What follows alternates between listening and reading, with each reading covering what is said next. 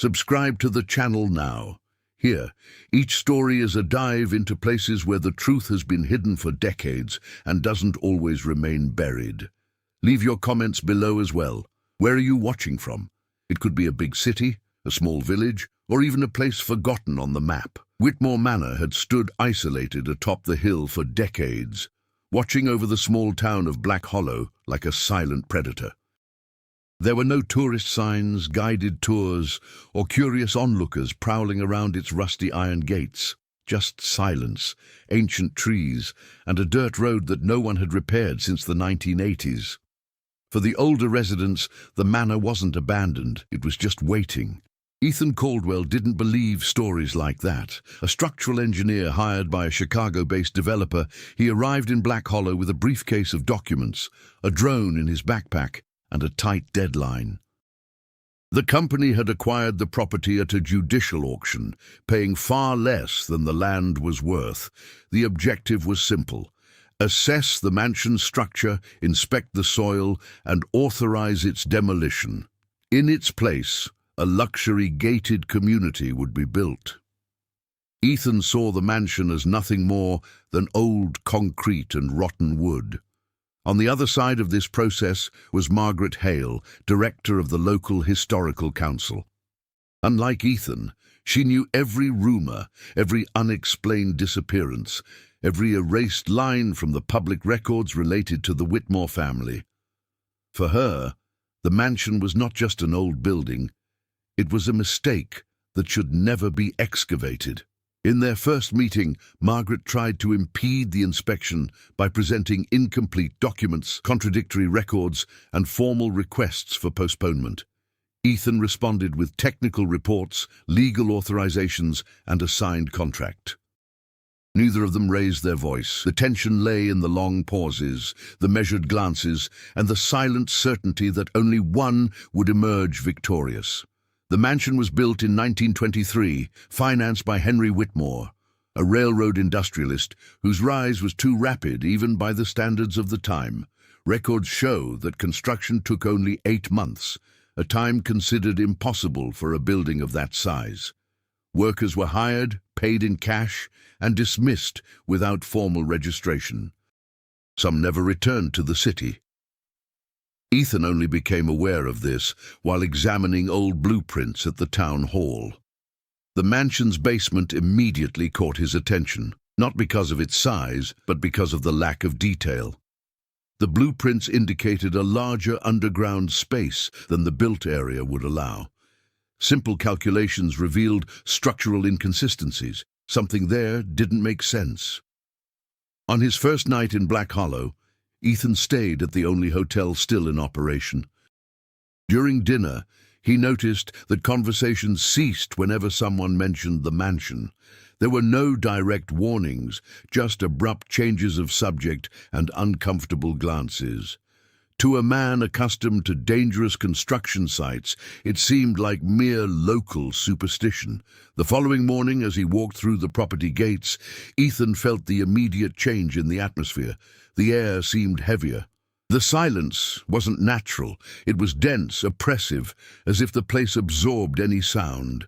The drone lost signal for a few seconds while flying over the area, something unusual even in rural regions. Inside the mansion, the floor creaked unevenly. Some doors were sealed from the inside, not with locks, but with old nails hammered in with enough force to warp the wood. There were no signs of recent vandalism. It had been done intentionally, and a long time ago.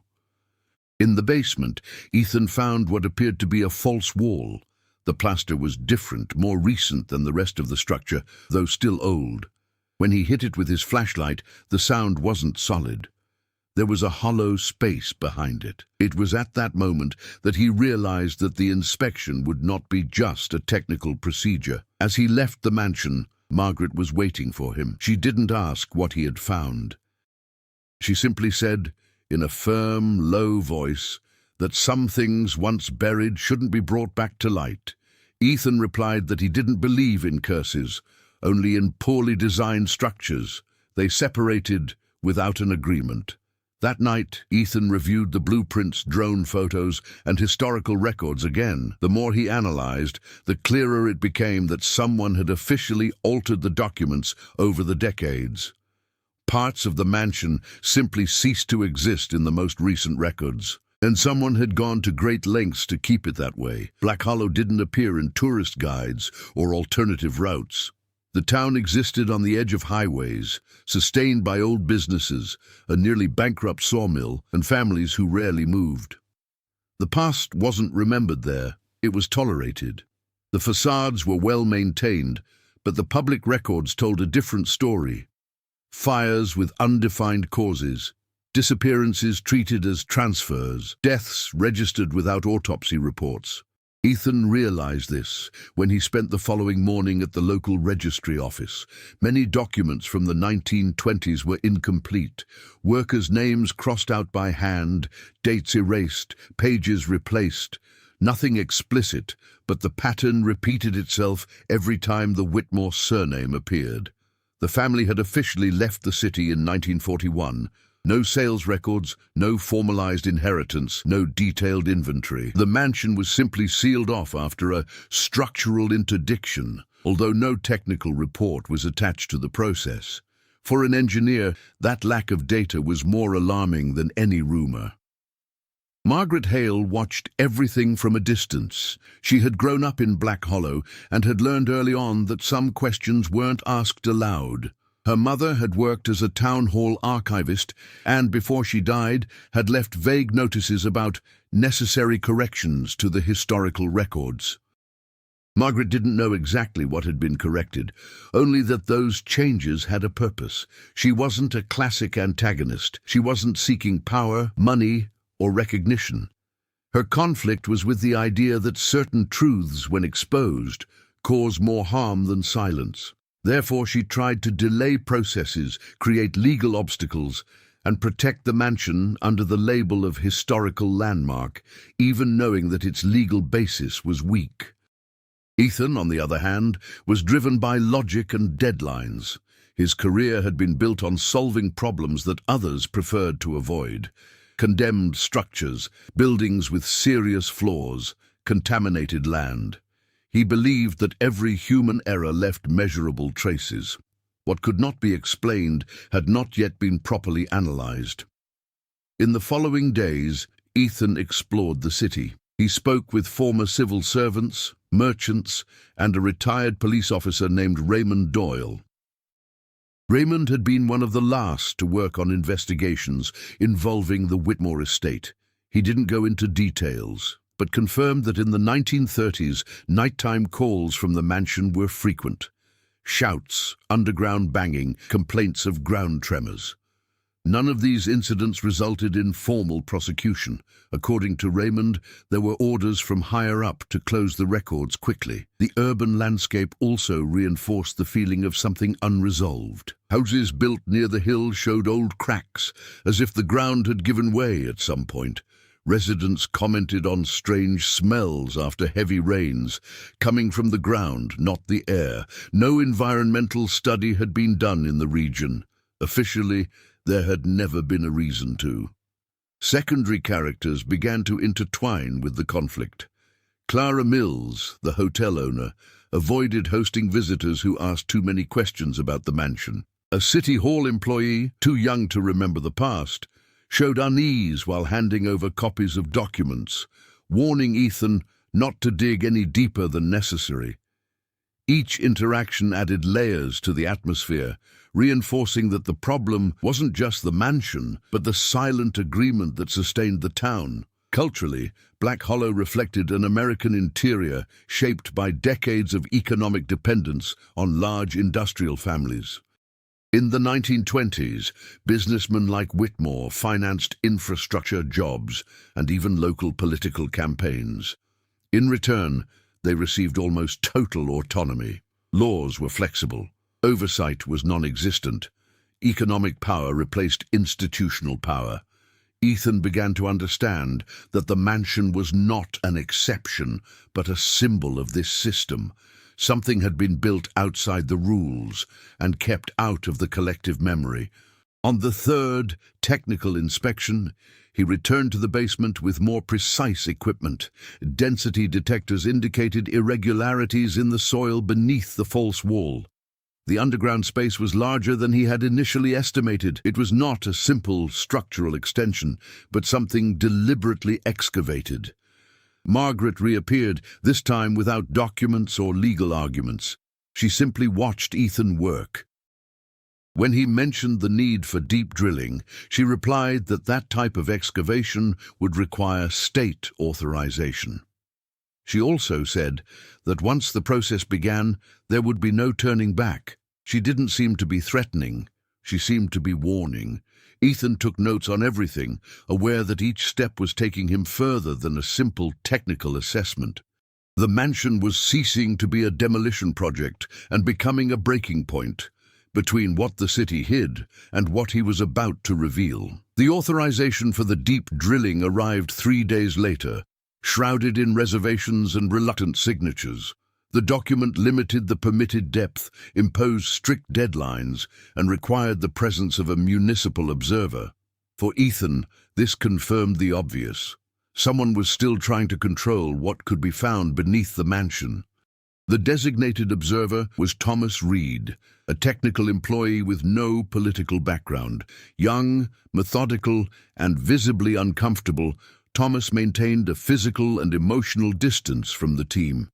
He limited himself to recording measurements, times, and any changes in the ground. He spoke little, but his silences carried enough tension to make it clear that he too knew more than he let on. The initial drilling began in the basement, directly behind the false wall. The first meter revealed only compacted earth, the second fragments of old wood.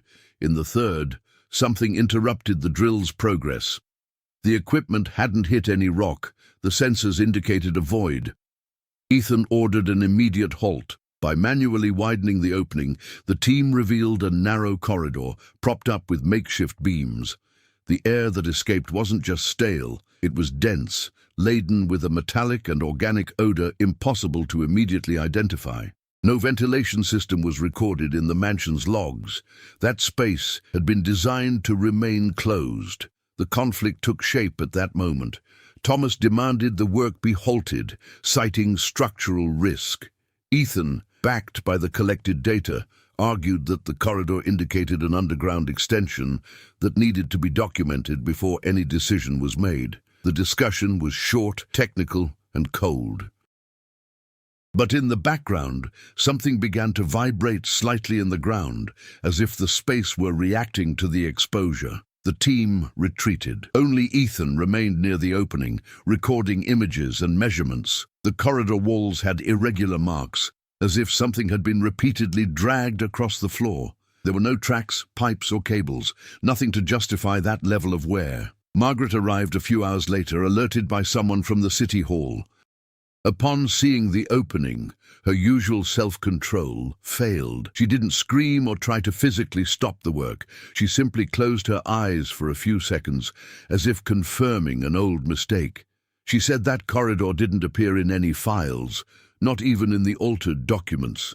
From that day on, the city reacted. Residents began circulating around the hill, observing from a distance. Some complained of nighttime noises, others of cracks reappearing in the walls of their houses. A small landslide blocked part of the access road, delaying the arrival of equipment. No state agency immediately assumed responsibility. Secondary characters intensified the conflict. Raymond Doyle reappeared, warning Ethan that, in the 1930s, 2 state inspectors had disappeared after authorizing a similar excavation. Officially, the case was treated as desertion. Unofficially, no one brought up the subject again. Ethan began to face resistance within his own team. One of the coaches requested leave, citing health problems. Another refused to go back into the basement. There was no hysteria, just a rational refusal based on something they couldn't define, but felt clearly. The data collected indicated that the underground space extended beneath almost the entire mansion and beyond the property boundaries. The depth exceeded any structural need. It wasn't supporting the building, it was hiding something. The conflict between Ethan and Margaret became direct. She began to politically pressure for the definitive suspension of the project, while he requested state support to continue the investigations. Neither of them was willing to give in.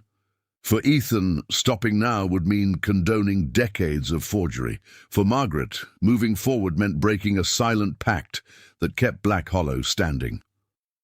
On the fourth night after the corridor was opened, the monitoring equipment alarm went off on its own. Sensors indicated minimal underground movement, inconsistent with natural landslides. When Ethan arrived at the mansion, he found the corridor partially collapsed, not due to structural failure, but as if someone had tried to seal it again. There were no footprints, no recent tools, just displaced earth and deep marks on the walls. The conflict, previously bureaucratic and technical, had become physical. Ethan realized he was no longer just assessing an old building. He was unearthing something the entire city had learned to ignore, and which now reacted to the light. The attempt to reseal the underground corridor triggered a series of parallel movements in Black Hollow. None of them seemed officially connected to the mansion, but they all revolved around the same core, preventing the underground from being fully exposed. The first subplot emerged within the city hall. Ethan received a formal notification informing him that the area's zoning was under emergency review. The document cited unmapped geological instability as justification for suspending any heavy construction. Upon analyzing the attached data, Ethan realized that the reports used as a basis were altered copies of old studies. The same patterns of manipulation he had already found in the archives from the 1920s. Thomas Reed, the city observer, became a key figure. Initially distant, he began to seek out Ethan outside of working hours. In short, cautious conversations. He revealed that his grandfather had worked as a surveyor in the city and had participated in underground surveys near the mansion in the 1940s. The man had been instructed to record false depths and to destroy original maps after the work was completed. Thomas had never known the reason. He had simply inherited the fear. Meanwhile, Margaret was facing her own subplot. The historical council she led began to fragment. Some members came to support the investigation, pressured by anonymous complaints sent to the regional press. Others demanded that she fulfill her role as protector of heritage, even if it meant suppressing information.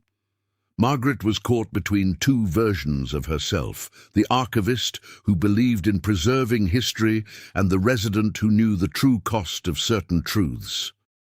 Her resistance to the excavation stemmed not only from moral conviction, but also from memories. As a child, she had witnessed the silent evacuation of 3 houses near the hill after a night of tremors. The families never returned.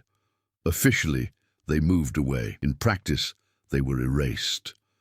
Another subplot gained traction on the city's outskirts. Residents began reporting malfunctions in artesian wells. The water was cloudy and had a metallic smell similar to that of the underground corridor. The city government attributed the problem to old pipes, but no repairs were made. Fear spread silently, without public protests, only individual decisions to stay away from the hill. The time pressure became evident when the developer responsible for the project announced a deadline for the report. If Ethan did not deliver conclusive results, the contract would be terminated and another engineer would take over. This meant that everything that had been discovered could be buried again, this time with legal backing. Ethan picked up the pace. He began working nights, reviewing data, cross-referencing old measurements with new soil density readings. The numbers indicated something even more disturbing. The underground space was not just a chamber or tunnel, but an interconnected system with internal divisions and areas sealed at different times. This suggested continuous use over years, perhaps decades. A personal subplot began to unfold when Ethan found records of cash payments to doctors and chemists in the Whitmore family's old accounting books. The names did not appear in any other official city documents.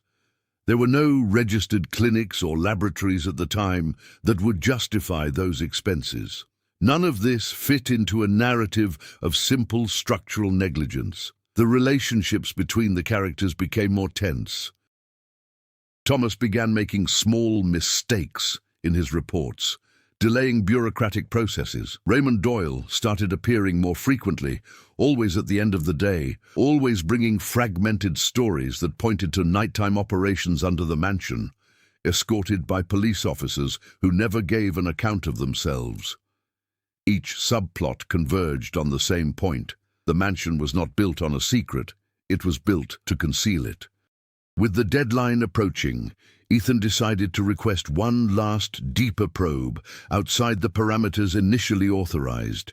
He knew this violated protocol. He also knew he wouldn't have another chance.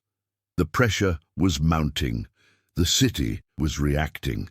The underground structures, silent for decades, seemed to respond to each attempt at exposure.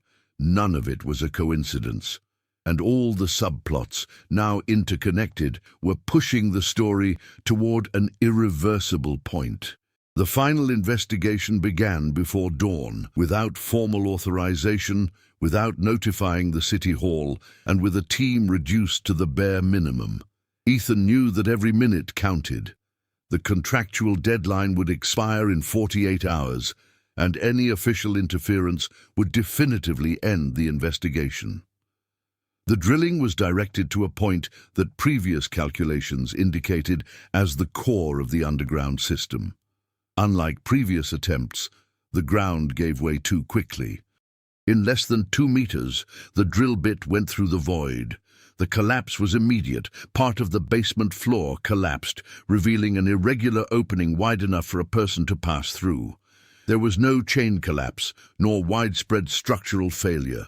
The space below seemed prepared to support exactly that type of access, as if it had been expecting it. Ethan went down first. The underground environment didn't resemble a makeshift tunnel. The walls were reinforced with old concrete, thicker than the standards of the time.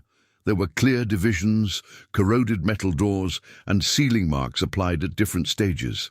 Some areas had been sealed with extreme care, others abandoned in haste. In one of the chambers, he found the first element that changed everything: records. Metal boxes contained files, reports, and photographs protected by layers of oil and fabric. These were not industrial documents. They were clinical notes. Dates, measurements, physical and psychological observations. Many names were abbreviated or replaced with numerical codes. Others had been violently crossed out, rendering them illegible. The photographs showed ordinary people, workers, local residents, individuals with no apparent connection to each other. In all the images, the setting was the same: the basement of the mansion in different stages of construction. Ethan then realized that it wasn't just something buried beneath the mansion. The mansion was built around that.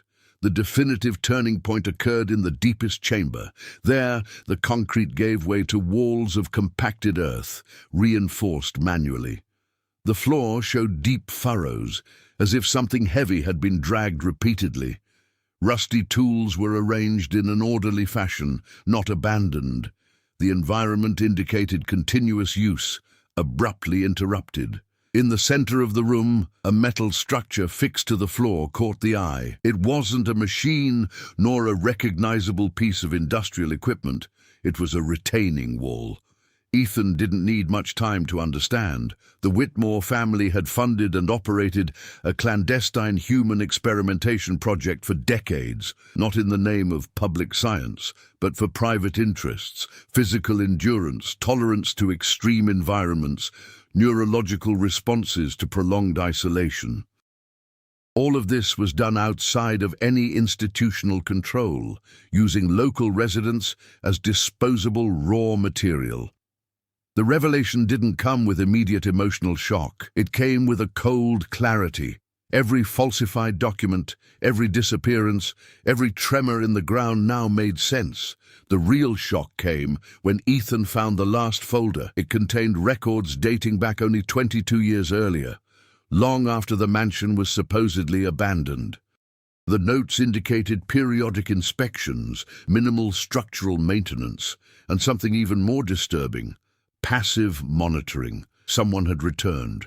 The project wasn't terminated. It was just scaled back, buried deeper, and consigned to the city's institutional silence. When Ethan surfaced, he found Margaret waiting. There was no confrontation. She didn't ask what he had seen. She simply confirmed in a low voice that the underground had never been fully sealed because there were people who believed that removing everything would be more dangerous than leaving it there. She hadn't denied it. She hadn't offered an explanation. The turning point was complete. The story ceased to be about an old mansion and became about complicity, continuity, and choice. From that moment on, any decision Ethan made would have irreversible consequences for him, for Margaret, and for the entire Black Hollow. The discovery of the underground tunnel didn't trigger sirens, arrests, or immediate headlines. The consequences came more slowly and corrosively, spreading through the city like a silent contamination. Ethan spent the first few hours after the discovery isolated in his hotel room, organizing digital copies of the records he had found. Photographs, measurements, clinical notes, each file reinforced the same conclusion. The underground project didn't depend solely on the Whitmore family. It had only survived thanks to a continuous chain of omissions. When he tried to send some of the material to a federal contact involved in infrastructure, the transmission failed repeatedly. The connection dropped whenever larger attachments were included. It wasn't an explicit block. It was a technical vulnerability too convenient to be a coincidence. At City Hall, the reaction was immediate, though discreet. An extraordinary meeting was called behind closed doors. Ethan was not invited. Margaret was present, but left without making any statements. On the same day, access to the hill was officially closed due to imminent geological risk.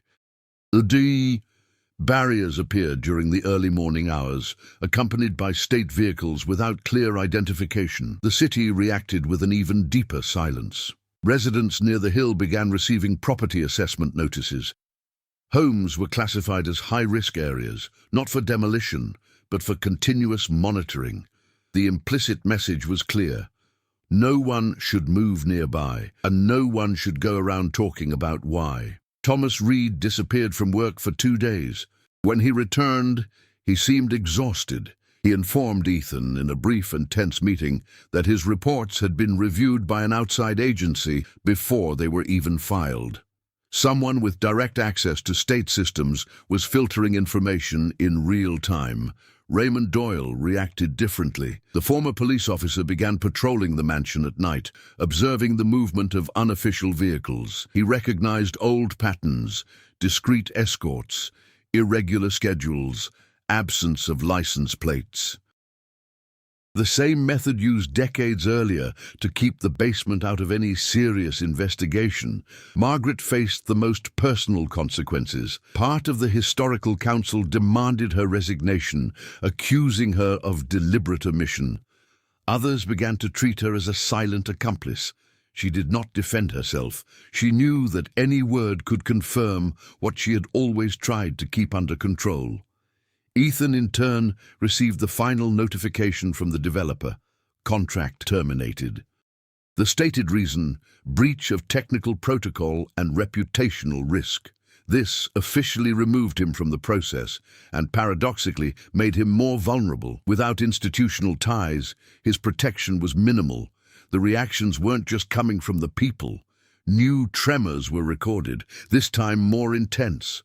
Sensors indicated internal movements in the underground system, even without new excavations. The closure had not stabilized the soil. On the contrary, something seemed to be reacting to the attempt at a permanent seal. Ethan realized that the consequences went beyond simply exposing the past. The underground structure, kept active for decades, couldn't simply be abandoned. There were environmental, geological, and human impacts that would continue to manifest. The choice now was not between revealing or hiding. It was a choice between taking control of the narrative or allowing it to be buried again, this time under a technical justification accepted by all. The reactions had defined the new battlefield, and none of them indicated a safe path forward. Losing the contract didn't end Ethan's involvement. It merely removed the layers of protection that kept him within predictable rules. Without a badge, without institutional backing, and without official deadlines, he began operating in a territory where technical decisions became blurred with moral choices.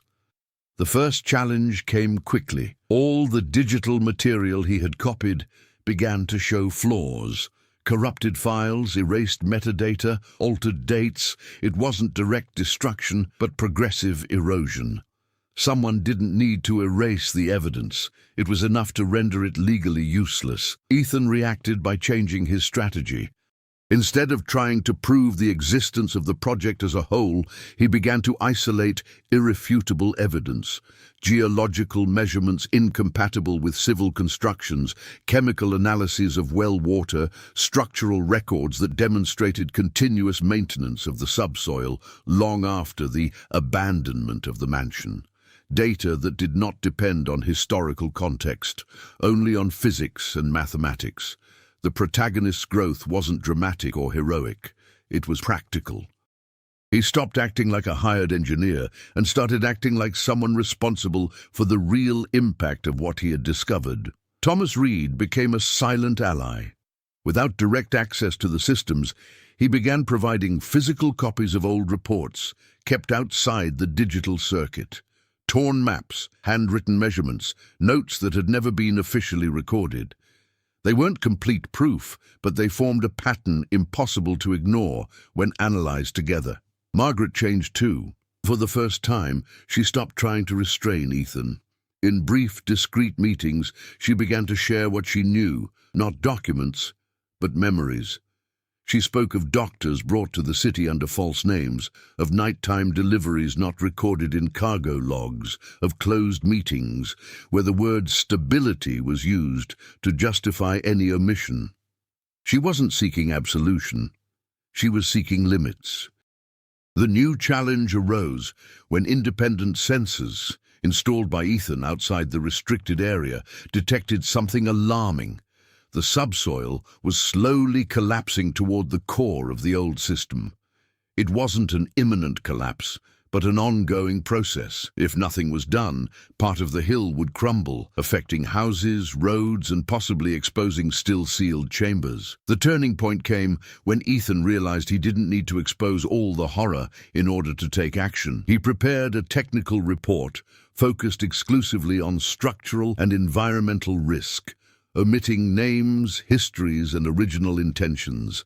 It wasn't censorship, it was a strategic choice. The document demonstrated that the only way to stabilize the soil required complete access to the underground system and immediate intervention. Without it, the city would face inevitable disaster. The report was sent simultaneously to different agencies, using parallel channels at staggered times. There was no single authority capable of blocking it completely.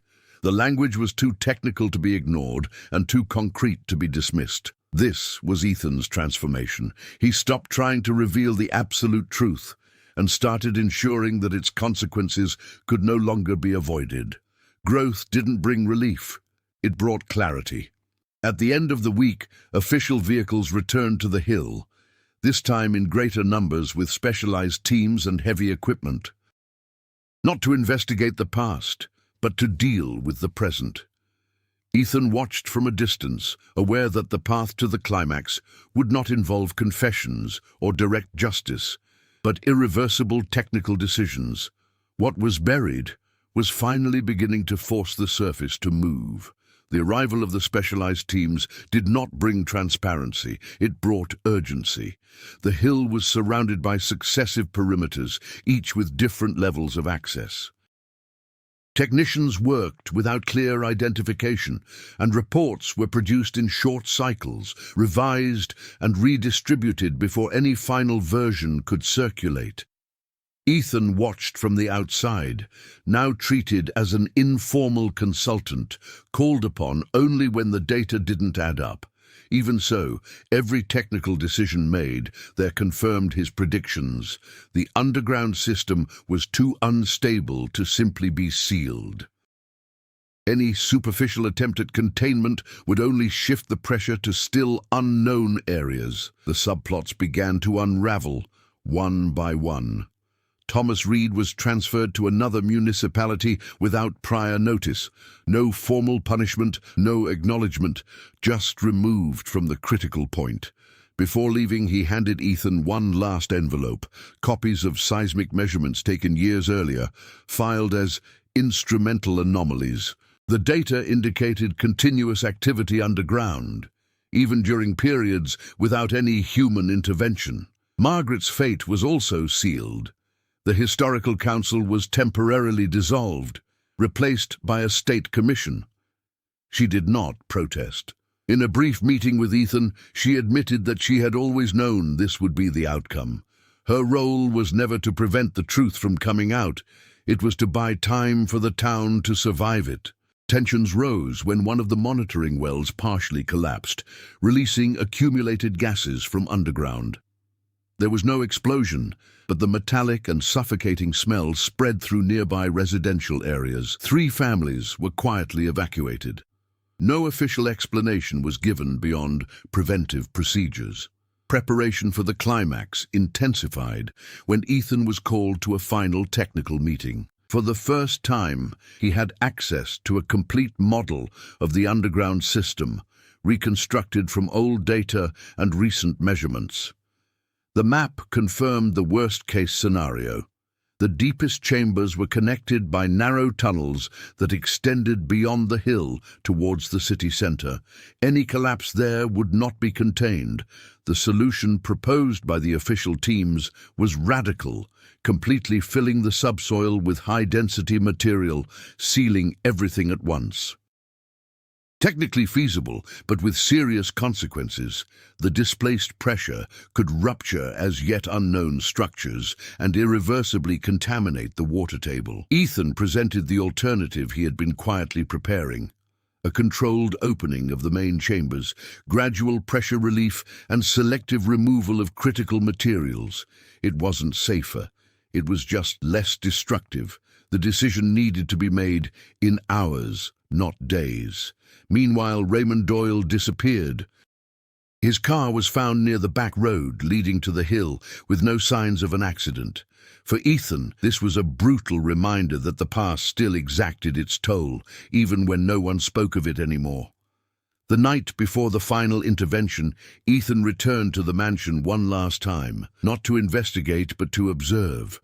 The silence was different now, tense, unstable. Sensors indicated constant micro-displacements, like a structure trying to adjust to pressure it could no longer withstand. The preparation was complete.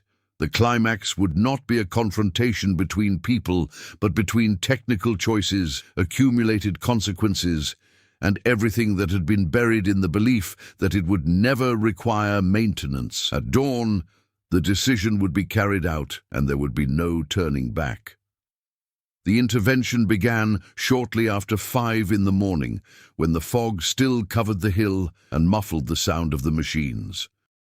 There were no speeches, no raised orders or countdown, just technicians taking positions, sensors being recalibrated, and the shared certainty that any error there could not be corrected later. The final decision had been a precarious compromise, partially opening the central chambers to relieve pressure before final filling.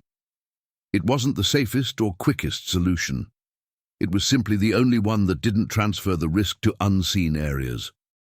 Ethan monitored everything from the makeshift monitoring room, installed in a metal container.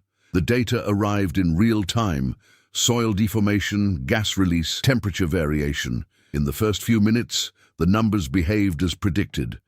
The internal pressure began to drop slowly. Then something changed.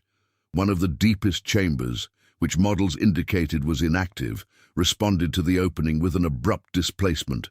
Not a collapse, but a sudden release of accumulated material. The ground above the mansion vibrated with enough force to bring down part of the already compromised ground floor structure. Alarms sounded in quick succession. The mansion, which had served as a penthouse for decades, began to collapse inward. It wasn't a violent fall, but a progressive sinking, as if the building were being swallowed by its own foundation. Walls crumbled, revealing sections of the subsoil that had never been mapped before. Ethan realized the crucial mistake at that moment. The underground system hadn't been passively abandoned.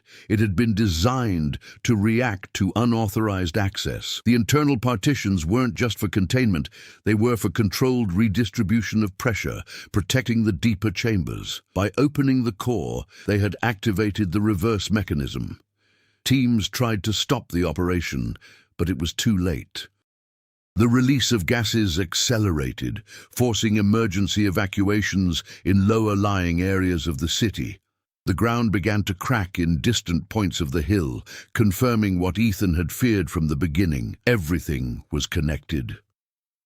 The decisive moment came when one of the technicians identified something unexpected in the chemical sensors.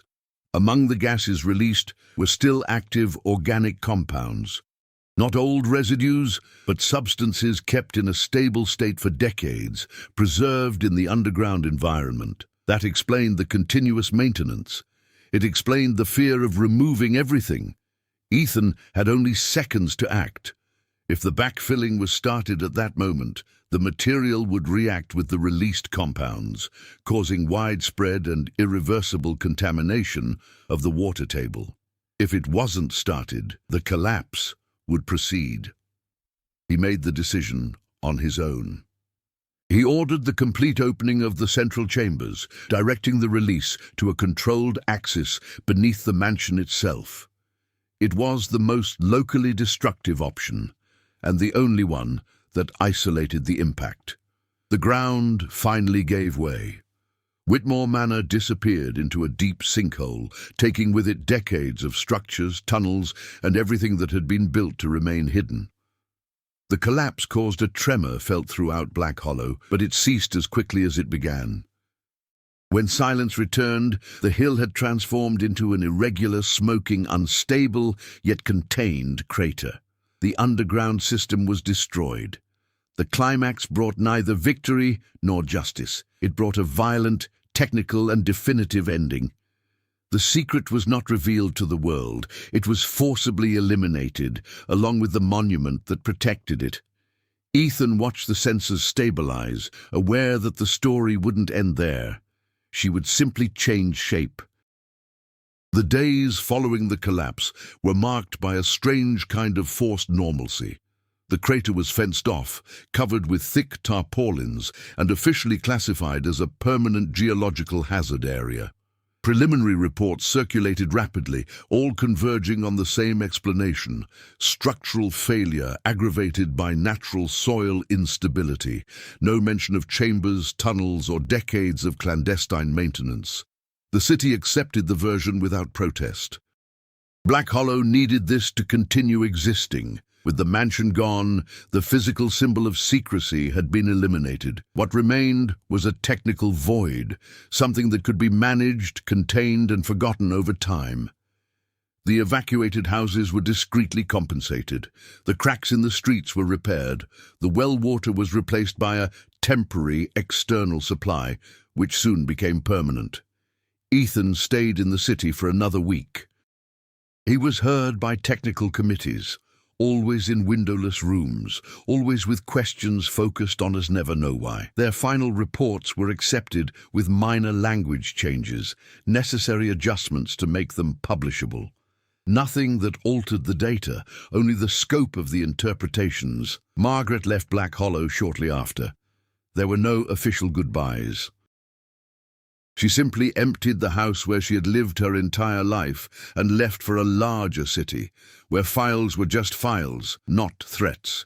The weight she carried hadn't disappeared, but it was finally no longer solely hers. Thomas Reed never got back in touch. Ethan learned indirectly that he had taken a technical position in another state.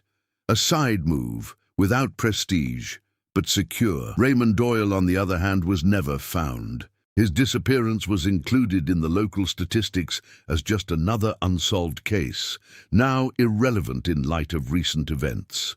For Ethan, the most lasting consequence was not professional, but internal.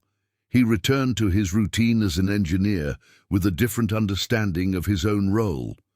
He had learned that structures don't just hide technical flaws. They hide human choices repeated until they become part of the landscape. Not everything that is unstable collapses by accident. Some things give way because they were deliberately kept that way. Before leaving the city, Ethan visited the crater one last time. The place was quiet. No tremors, no underground noises. Just exposed earth, hastily healed. To any outside observer, it looked like the end of an old building. He knew it was the end of something much bigger. The story wouldn't be told in books, documentaries, or courtrooms, but it also wouldn't continue to breathe, lurking beneath the surface. The system had been destroyed, the cycle interrupted, and this, although insufficient, was the most that could have been done. Months later, the site where Whitmore Mansion had once stood no longer attracted attention.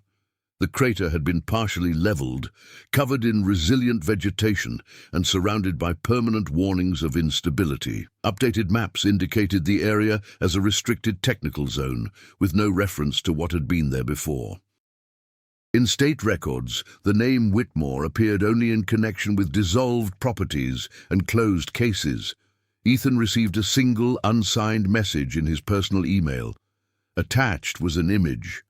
A recent monitoring graph showing small variations in groundwater pressure detected kilometers outside of Black Hollow. The file contained no explanations or requests. The reading was clear. What had been buried no longer existed there, but its consequences had found other paths. If this story caught your attention, it's because it touches on something that goes beyond fiction. How many truths are buried, not by chance, but for convenience. Secrets don't disappear just because they're hidden. They transform, change location, and await the right moment to resurface.